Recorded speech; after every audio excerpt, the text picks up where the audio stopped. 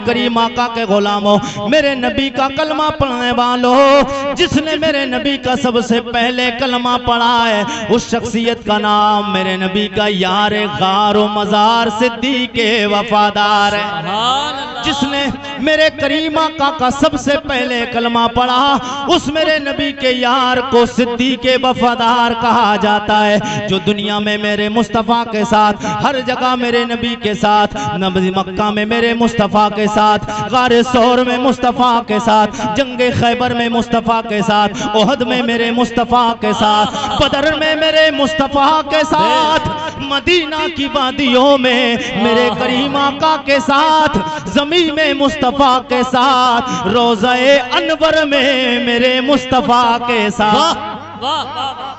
ज़मीन के ऊपर रहे मुस्तफ़ा के साथ रहे, ज़मीन के नीचे हैं मुस्तफ़ा के साथ है। ज़मीन के ऊपर रहे मुस्तफ़ा के साथ, शान क्यों मिली है लोगों? मेरे नबी का कुर्ब कैसे मिला है? आओ जरा नबी कौनैन के सियार की बात करें, फिर आके गुफ्तगू बढ़ाएं। मोहब्बत के साथ बोल दो या रसूल अल्लाह। ये मेरे नबी का वो यार है। आज जो मस्जिदें चमक रही, आज जो मस्जिदों के मेहराबे मिंबरे मौजूद है, ये मेरे नबी के यारों की वफादारी है, ये मेरे नबी के सहाबा की मोहब्बत है। इन्होंने अपने न माल को देखा है, न जान को देखा है, न परिवार को देखा, न कुर्सी को देखा। सिद्दीक़ अकबर की शान क्या थी? बोलो मोहब्बत के साथ बोलो सुभान अल्लाह। ये मेरे नबी का वो यार है। सिद्दीक़ वफादार अभी कलमा नहीं पढ़े थे, कोई मामूली इंसान का नाम नहीं सिद्दीक़ अकबर। ये अपने कबीले का वो शहसवार इंसान है। लोगों, जब भी कबीले में कोई बातें आती थी, जब तक फैसला मेरे नबी का यार अभी कलमा सिद्दीक़ अकबर ने नहीं पढ़ा है, लोग हुकूमत के चक्कर में, लोग कुर्सी के चक्कर में, लोग वाह के चक्कर में ये नाराज ना हो जाए, वो नाराज ना हो जाए, कबीला नाराज ना हो जाए, पार्टी नाराज ना हो जाए, इलेक्शन का दौर हो तो ये नाराज ना हो जाए। ये दुनिया की खुराफातों के चक्कर में दुनियादारों को मनाने के लिए लोग क्या कुछ नहीं करते हैं, मगर मेरे नबी के यार की जिंदगी देखो, मेरे नबी के इस वफादार की जिंदगी देखो। सरकार सिद्दीक़ अकबर रज़ियल्लाहु ताला अभी कलमा मेरे नबी का नहीं पढ़ा है, मगर कबीले के सरदार माने जाते हैं। सुभान अल्लाह, सुभान कलमा नहीं पढ़ा हुजूर का, अभी कलमा नहीं पढ़ा। कलमा पढ़ा तो शाने मिली कलमा पढ़ने के बाद, वो अभी बाद में बताऊंगा। कलमा नहीं पढ़ा है, मगर बताना ये है, आज लोगों को जरा सा लालच मिल जाए, जरा सी दौलत मिल जाए, कोई अगर बहकाने वाला आ जाए तो बहक जाते हैं। हाँ, मगर मेरे नबी के गुलामों सरकार सिद्दीक़ अकबर कोई मामूली इंसान नहीं थे। ऐसा नहीं कि हुजूर की मोहब्बत में और हुजूर का कलमा पढ़ लिया तब शानों वाले हुए। हमारी और आपकी नज़रों में हाँ नबी का कलमा पढ़ा है तब शानों वाले हुए हैं, मगर दुनियावी एतबार से सरकार सिद्दीक़ अकबर जब अभी ईमान भी नहीं लाए थे, उस वक्त में आप अपने कबीले के फैसले किया करते थे। सुभान अल्लाह। जब तक सिद्दीक़ अकबर की बात नहीं कर दी जाती थी तब तक फैसला होता नहीं था। अब इतना बड़ा हुकूमत वाला आदमी, इतना बड़ा रोबो दबदबे वाला आदमी, फिर उसे क्या जरूरत थी छोड़ने की? मगर क्या था कि मेरे मुस्तफा के चेहरे पे जिसकी नजर पड़ती वो मेरे मुस्तफा का हो जाता। क्या कहते हैं? जुल्फ देखी है कि नजरों ने, जुल्फ देखी है कि नजरों ने घटा देखी है, मिट गया जिसने, अरे लुट गया जिसने मोहम्मद की अदा देखी है। अपने चेहरे को न छुपाना ऐ मेरे आका, बाद मुद्दत के मरीजों, बाद मुद्दत के मरीजों ने शिफा देखी है। जिंदाबाद। मोहब्बत के साथ शिफा दे। बड़ी हिकमत से काम चला रहा हूँ, जिस अंदाज में बोलता हूँ मैं और जो मैक मुझे चाहिए वो मैक मामला नहीं हो पा रहा है। मगर आप थोड़ी सी मोहब्बत का सबूत दे दें तो इंशाल्लाह गुफ्तगू आगे बढ़ जाए। दी लगा के बोले सुभान अल्लाह, और तलब के बोल दे या रसूल अल्लाह। मेरे नबी ये कौनैन सरवर है कौन मकान सल्लल्लाहु ताला अलैहि वसल्लम ने जब हजरत सिद्दीक अकबर के सामने मजहब सलाम मेरे नबी ये कौनैन ने दीन को पेश किया है, बगैर पसो पेश के बगैर सोचे समझे फौरन मेरे नबी का कलमा पढ़ लिया है। ये वो मेरे नबी का यार है जिसने सबसे पहले मेरे नबी का कलमा पढ़ा। हजरत सिद्दीक अकबर कलमा पढ़ के मुसलमान हो गए। अल्लाह वो अकबर कबीरा कलमा पढ़ के मुसलमान होने के बाद घर में आए आपकी प्यारी बेटी हजरत अस्मा आ फरमाती हैं अब्बा जान कलमा पढ़ के घर पे आए। आने के बाद में अर्ज करते हैं ओ मेरे घर वालों, ओ मेरे अहलो हाल सुन लो, मैंने कलमा मुहम्मद अरबी का पढ़ लिया है। हजरत अस्मा रज़ियल्लाहु ताला हजरत सिद्दीक अकबर की बड़ी बेटी आप फरमाती हैं अब्बा जान कलमा पढ़ के घर पे आए। आने के बाद में हम घर वालों को इकट्ठा फरमाया। इकट्ठा करने के बाद में कहने लगे घर वालों मेरे नबी ये कौनैन का कलमा पढ़ लिया है, तुम भी कलमा पढ़ लो। हजरत अस्मा कहती है अल्लाह की इज्जत व जलाल की कसम है उस वक्त तक हमें उठने नहीं दिया अब्बा जान ने जब तक हमने कलमा अपने नबी का पढ़ नहीं लिया है। सुभान पता चल गया कि जब दीन की बात आए, कोई बात अच्छी समझ में आ जाए, कोई दीन की बात हम तक पहुंचे तो सबसे पहले अपने घर पे नजर डालनी चाहिए। इसलिए कि जब हम अच्छे होंगे हमारा परिवार अच्छा होगा, मोहल्ले वालों को बताएंगे, पड़ोस वालों को बताएंगे तो असर अच्छा होगा। जब बात हम अपने घर वालों को बताएंगे घर वाले सुनेंगे हमारी बात, और जिसकी वैल्यू घर में बन जाती है तो उसकी वैल्यू फिर बाहर बड़ी आसानी के साथ बन जाती है। घर में अपने आप को मनवाना ये बड़ा मुश्किल काम होता है। मेरे करीम आका के गुलामों, ये आज जो मस्जिदें दिखती हैं ये मस्जिद मेहराब है, ये मिंबर, ये जुमा के दिन जो खुतबे होते हैं सुन लो अगर तड़प के बोलो या रसूल अल्लाह। ये जो मस्जिद है सबसे पहले मेरे करीम आका के गुलामों मेरे नबी कौनैन के इस यार ने मेरे नबी की मोहब्बत में ये जो मस्जिदें आज आपको दिख रही हैं सबसे पहले मस्जिद बनाने का काम किसी और ने नहीं किया है, मेरे नबी के सियार सिद्दीक वफादार ने किया है। सुभान हजरत आयशा उम्मुल मोमिनीन उम्मुल मोमिनीन उम्मुल मोमिनीन हजरत आयशा सिद्दीका मेरे नबी कौनैन की प्यारी बीबी हम मोमिनों की माँ हजरत आयशा सिद्दीका फीफा तैयबा ताहिरा जाहिदा आप फरमाती हैं कि अब्बा जान को मैंने जब होश सवारा मैंने क्या देखती हूँ कि अब्बा जान हजरत सिद्दीक अकबर और नबियों के ताजदार मेरे सरताज मोहम्मद अरबी को मैंने देखा कि हमारे घर में अब्बा जान ने मस्जिद बनाई है, उसमें मेरे आका नमाज पढ़ते हैं और बाबा जान सिद्दीक अकबर भी नमाज पढ़ते हैं। पता चला कि नबी की मोहब्बत में जिसने सबसे पहले मस्जिद बनाई वो मेरे नबी का यार सिद्दीक वफादार है। वो मेरे नबी का यार सिद्दीक वफादार है। मेरे करीम आका के गुलामों वो वाकया सुना होगा आपने, एक वाकया सुना होगा कि हजरत सिद्दीक अकबर रज़ियल्लाहु ताला और जंगे तबूक के मौके पर मेरे करीम आका ने इरशाद फरमाया था मेरे गुलामों दीन को तुम्हारे माल की जरूरत है। आज अगर चंदे की बात रख दी जाए तो कितने लोग तो नीचे नजर रख देते हैं, चंदे का नाम ही अगर आ जाए तो लोग नीचे नजर झुका लेते हैं कि हमारा नाम चंदे में ना आ जाए, हमारा नाम चंदे में ना आ जाए। मगर ये चंदा देना मेरे नबी के यारों की सुन्नत है, चंदा लेना मेरे नबी की सुन्नत है। अबे चंदे का मतलब क्या होता है? चंदे का मतलब होता है दीनी काम के लिए कोई बोले और कोई इंसान उसको अता कर दे, दीनी काम के लिए।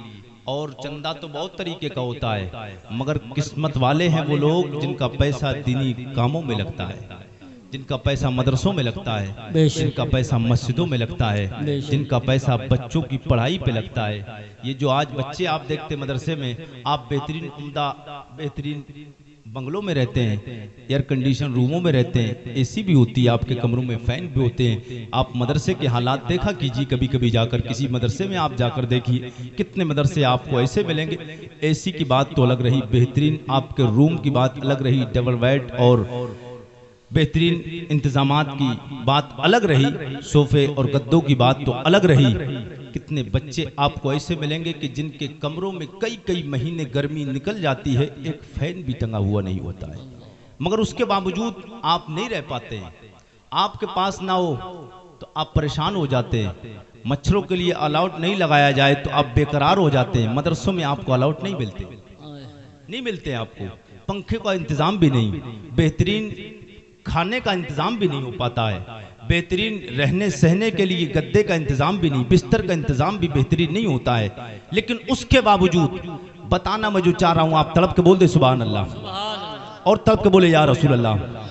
बेहतरीन सुविधाएं आपके पास मौजूद, आपके घरों पे जो बच्चे बेहतरीन खाने भी खाते हैं, उसके बावजूद भी सुना जाता है वो बुखार आ गया है, उसकी तबीयत खराब हो गई, इससे टाइफाइड हो गया है, इसको ये बीमारी लग गई है, इसको ये बीमारी, इसे गर्मी ने असर कर दिया, इसे सर्दी ने असर कर दिया है। मगर मेरे करीम आका के गुलामो सुन लो, इनकी जो तुम हिफाजत करते हो, इनकी हिफाजत करने वाला बाप होता है, इनकी हिफाजत करने वाला जो घर पे एक बच्चा होता है, एक 10 साल 12 साल 15 साल का बच्चा, नौजवान 20 साल का बच्चा, ये बच्चा जो आपके घरों में रहता है, इसके लिए एयर कंडीशन रूम का इंतजाम भी कर लिया, एसी का भी इंतजाम किया है, बेहतरीन डबल बेड का भी इंतजाम है, गद्दे और सोफे का भी इंतजाम है, बेहतरीन उम्दा ग़िज़ाओं का भी इंतजाम, बेहतरीन खानों का भी इंतजाम है। उसके बावजूद ये सेहत भी नहीं पकड़ते हैं, उसके बावजूद ये बीमार रहते हैं। इसकी वजह क्या है? जो तो तुम्हारे घरों पे बच्चे रहते, इन्हें देखने वाले तुम्हारी औलाद, इनके बड़े भाई है, इन्हें देखने वाला बाप है, इन्हें देखने वाली माँ है, इन्हें देखने वाली बहन है, इन्हें देखने वाला इनका भाई है। लेकिन मेरे करीम आका के गुलामों, वो बच्चा जो मदरसे में रहता है, जिसके पास में बेहतरीन उम्दा कमरा भी नहीं है, जिसके पास बेहतरीन एसी का इंतजाम भी नहीं, जिसके पास में सर्दी का इंतजाम भी नहीं होता है, जिसके पास गर्मी के रहने का सामान भी नहीं होता है, जिसके पास में बेहतरीन ग़िज़ाएं भी नहीं होती हैं, उसके बावजूद भी वो सलामत रहते हैं। उसकी वजह क्या होती है? इसलिए कि घरों में तुम रखवाली करते हो, मदरसे में अल्लाह के नबी निगहबानी करते हैं।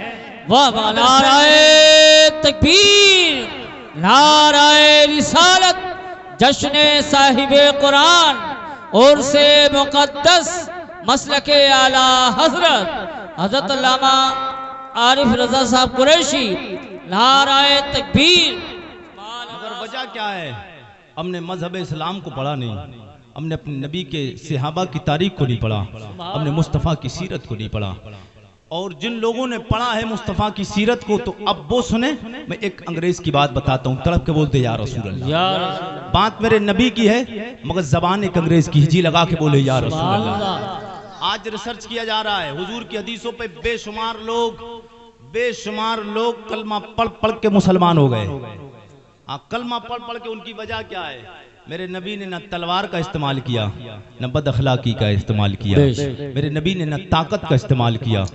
जब कभी जरूरत पड़ी वो अलग बात है, मगर जहां जरूरत जिस इतबार से पड़ी मेरे मुस्तफ़ा ने वहां उसी चीज का इस्तेमाल किया जैसी जरूरत पड़ी। हाँ, रब की तरफ से इजाजत होती। मेरे करीम आका के गुलामों, मेरे नबी का कलमा पढ़ने वालों, मेरे नबी से प्यार करोगे क्या मिलेगा? मेरे नबी की जिंदगी को अपना लो।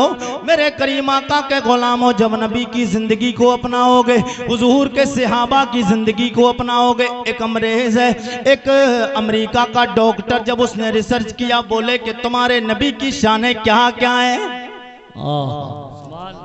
उसने रिसर्च किया कि तुम्हारे नबी की शानें क्या क्या है। एक बड़े पते की बात, बड़े नॉलेज की बात बताने जा रहा हूँ। आज हम खाना पीना खाते हैं, हमें शऊर नहीं, हम हाथ से धुले हुए हाथ हों तब भी खाना खा लेते हैं, बिना धुले हों तब भी खा लेते हैं। जी चाहता है बाएं हाथ से खाते, जी चाहता दाएं हाथ से खाते, मगर फायदा क्या है? मेरे नबी की हर सुन्नत में बेशुमार करोड़ सुन्नतें, मेरे मुस्तफ़ा की एक सुन्नत में करोड़ों हिकमतें मिलेंगी आप। हाँ, दाहिने हाथ से एक जमाने से मौलवी बताते हैं कि बिस्मिल्लाह पढ़ के खाना खाइए, हाथ धोकर खाइए, हाथ धोकर खाइए, हाथ धोकर खाइए, दाहिने हाथ से खाइए।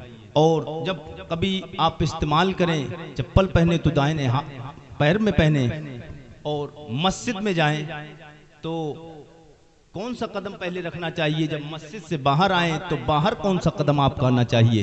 तो उसने कहा यार तुम्हारे नबी की, एक अंग्रेज था, उसने नबी की हदीस को सुना, एक मौलाना साहब बयान कर रहे थे, तो उसने उस हदीस को लिया और लेने के बाद उस पर जब रिसर्च करना शुरू किया, आखिरकार इस हदीस से फायदा क्या? बोले यार तुम्हारे नबी ने हर चीज को बयान किया।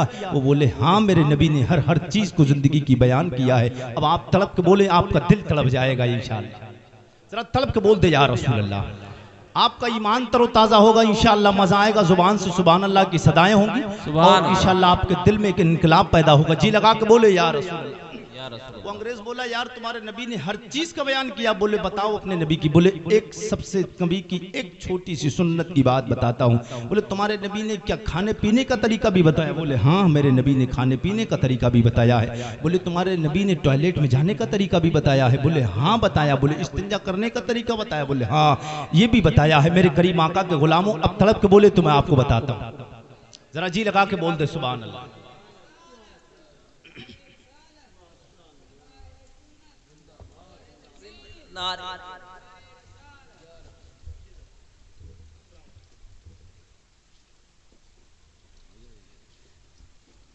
तड़प के बोल दे या रसूल अल्लाह। जरा और जी लगा के बोल या रसूल अल्लाह। मेरे करीम आका के गुलामों, मेरे नबी का कलमा पढ़ने वालों, वो कहने लगा तुम्हारे नबी ने हर चीज को बयान किया है? बोले हाँ मेरे नबी ने हर चीज को बयान किया है। बोले बताओ वो क्या है? मेरे करीम आका के गुलामों, मेरे करीम आका ने फरमाया, वो कहने लगा बताओ तुम्हारे नबी ने बताया है, इसकी हिकमत क्या है, इसकी बात क्या है, वजह क्या है? बोले मेरे नबी कौनैन ने फरमाया जब टॉयलेट में जाओ तो बाया पैर सबसे पहले दाखिल करो। जब टॉयलेट में जाओ तो बायां पैर अंदर दाखिल करो, यानी उल्टा पैर अंदर जाना चाहिए पहले। जब वापस आओ तो दाहिना पैर पहले बाहर आना चाहिए। जब मस्जिद में जाओ तो दायां पैर अंदर जाना चाहिए पहले। जब मस्जिद से बाहर आओ तो बायां पैर मस्जिद से निकाला जाए। बोले वजह क्या है? तड़प जाओगे बोल दो या रसूल अल्लाह। तड़प के बोले या रसूल अल्लाह। बोले वजह क्या है? मेरे करीम आका के गुलामों, उसने जब मेरे नबी की हदीस को पढ़ा, उसने जब रिसर्च किया तो वजह ये है, जब बंदा दाहिना कदम उठाएगा और जब उसको मौत आएगी, जब वो इंसान दाहिना कदम उठाएगा तो उसका एक मिजाज ये है, जब दायां कदम उठाया जाए और उठाने के बाद फौरन अगर मौत आ जाए तो वो पेशानी के बल गिरेगा, वो पेशानी के बल गिरेगा। और जब वो बायां कदम उठाएगा, पहले बायां कदम जब निकाला जाएगा, उठाया जाएगा, तब जब वो बायां कदम उठाया जाएगा तो वो पीठ के बल गिरेगा।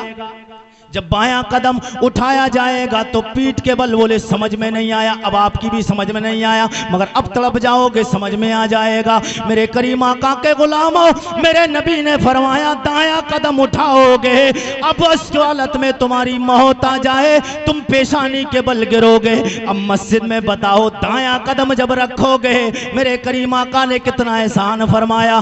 दायां कदम तुम्हारा उठा, अल्लाह तुम्हें मौत अता फरमाए। हजरत इज़राइल आए, जब तुम्हारा दायां कदम उठेगा, मस्जिद में पहले दायां कदम जाएगा। जब मस्जिद में तुम्हारा दायां कदम जाएगा, जब तुम मरोगे तो पेशानी के बल गिरोगे, मस्जिद के अंदर गिरोगे।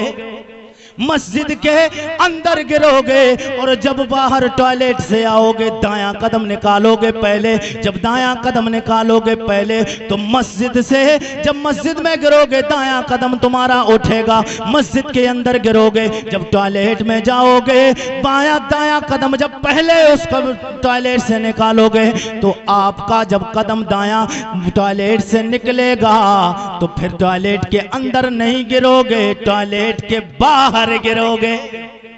इसलिए मेरे करीम आका के गुलामों, मेरे नबी मुकर्रम सल्लल्लाहु ताला अलैहि वसल्लम ने कितना एहसान फरमाया है, कितना बड़ा एहसान फरमाया कि दाहिना कदम जब तुम उठाओगे, अब तुम्हारी मौत अगर आ गई तो मस्जिद में अगर दायां कदम पहले रखोगे तो जब गिरोगे तो मस्जिद के अंदर तुम गिरोगे, मस्जिद के अंदर।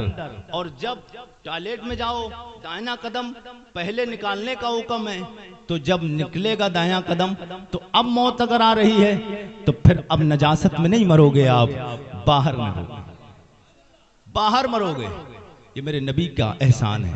अच्छी लगा के बोलते जा रसूल अल्लाह, और तलब के बोल दे या रसूल अल्लाह। इसलिए फिर कहना जुल्फ देखी है कि नजरों ने घटा देखी है, जुल्फ देखी है कि नजरों ने घटा देखी है, लुट गया जिसने, लुट गया जिसने मेरे आका की अदा देखी है, लुट गया जिसने मेरे आका की अदा देखी है। हुजूर से सच्चा प्यार, अगर हुजूर से प्यार करोगे तो दुनिया में भी कामयाबी है, मरने के बाद कब्र में भी कामयाबी है। कब्र से उठोगे मैदान महशर में तो मैदान महशर में मुस्तफ़ा के झंडे के नीचे जगह मिलेगी। हुजूर से सच्चा प्यार करो।